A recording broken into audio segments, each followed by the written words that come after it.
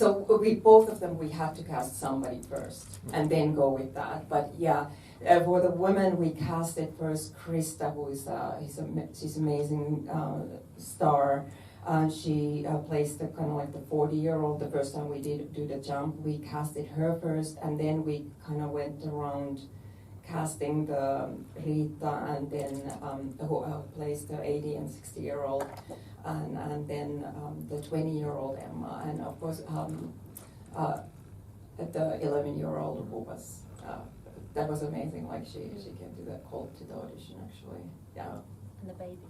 Yeah, and as a baby, of course, yeah. That one we will less about the, like, you know, there was actually, that we did have some contact lessons and everything, but very little, because like I think they had the same kind of physicality around, the same kind of like a body language, so all I had to do was a little bit like, you know, kind of tweak their, you know. And did they work with each other at all? Sort of Yes. match each other and learn each other's body language? Not that much, but we did have like meetings where we talked about the character. So it was more about everybody understood the same things about her, the same things that kind of like drove her, the same traumas that she had. So they all had that knowledge. So in a way, that kind of drove the performance. Instead of, there were a couple of physicalities, but it was more about the mentality of the character. Okay, thanks.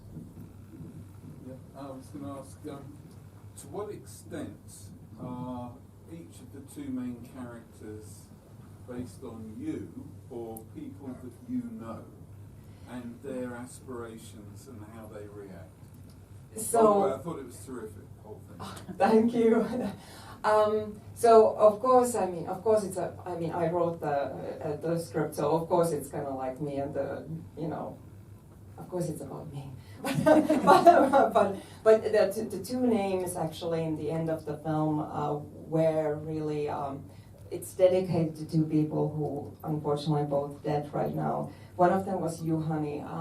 He was like a 80-year-old person who, when he was 50, he decided that he wants to start a store chain like Tesco. And he just went for it, even though everybody was saying like 50, like you're supposed to think about retirement, no? And he built it in Finland. Like he built this thing just of a dream. And I was interviewing him, and I knew him, and I was interviewing him, and he was really fascinated about stars. And we had that in common because actually during the pre-production of this, I got into the European Space Agency astronaut trials. So I got into the second phase of callback. So the homework he's doing in the film is my homework on those. So yeah, and Telu's character, the female character, is based on one of my friends who unfortunately did commit suicide in a kind of like similar kind of, she was like filled with life and like really wanted to like have everything, like live through these things, but she just couldn't let go of all the, the past. She had some things in her past, and it was self-destructive cycle, which I think in a way everybody can relate to, that kind of thing where you have those days when you're like just. So yeah, so in a way, it had the people that I know, but also this kind of situations of love story is kind of like how they, yeah. So yeah. Thank you for the film. It was a very lovely story, and technically I was amazed by the DOP work on this film. So I noticed that a lot of shows, like most of the film was filmed like in close-ups, almost exclusively. So how much was that a deliberate decision versus how much it was just happened to this film? So that was one of the decisions very early on, and we actually went through, Tarek was there, we had an entire a storyboard of the film from the very beginning, because we had I had so little coverage to give him to the editing board because we had so little time. But there was a real artistic reason behind it, because I always, from the very beginning, I wanted this to be their story. You know about the world as much as they know about the world, and if they don't care about something, we don't care about something. So I wanted to kind of be in this bubble of him and her, and of course when they do come together, their bubble. But yeah, so there was an artistic and a production and editing reason that we had to be really careful and kind of design and go through every choice, because there were scenes that were single shot, and we had to be like everybody had to be okay with that choice. Right. I think let's do one more question in the back there.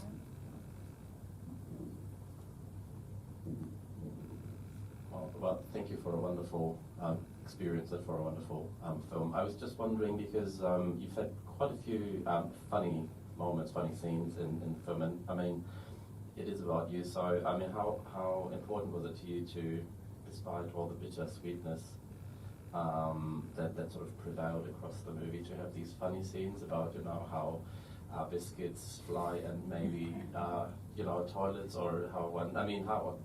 I take that that it reveals something about your own sense of humor. That's was just wondering if you could comment on that.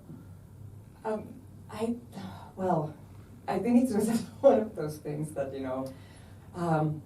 you sometimes have to laugh at yourself and your problems in a way. Like you have to laugh at the world, because world is a pretty horrible place. We all right now know it. So you kind of have to sometimes crack a joke about it, and especially I think this is kind of like generalization, because of course not everybody's like that, but I've noticed that the older you get, the more you have to laugh about things, because you lose control, I guess. So in a way, we talk, the actors also brought a lot of the comedy into their things, and we had way too much fun. The cookie scene, for example, there was somebody who was, of course, the television, there was not real television, there was somebody holding the light, and he was literally there shaking and trying to not laugh, and because we didn't have time to reshot this scene. So, yeah, it was really important to have that thing that, from the very beginning, especially as Tellu is kind of I think she's also masking about the fact that she's hurting. Even with the very beginning, first scene, she's kind of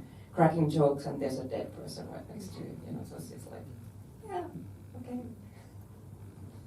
about it. So. Thank you so much, Hannah, for opening our minds to a new concept in a completely original way of putting everything together and really speaking to our emotions as well, and bringing that tint of humor and humanity to it as well that we all need to see a bit more of these days. So thank you, and we'll be celebrating this brilliant film in the Female Film Club this month. If you don't know about the Female Film Club, you can check it out online on www.femalefilmclub.com. And we're excited to speak to you with our members at the end of the month, and thank you.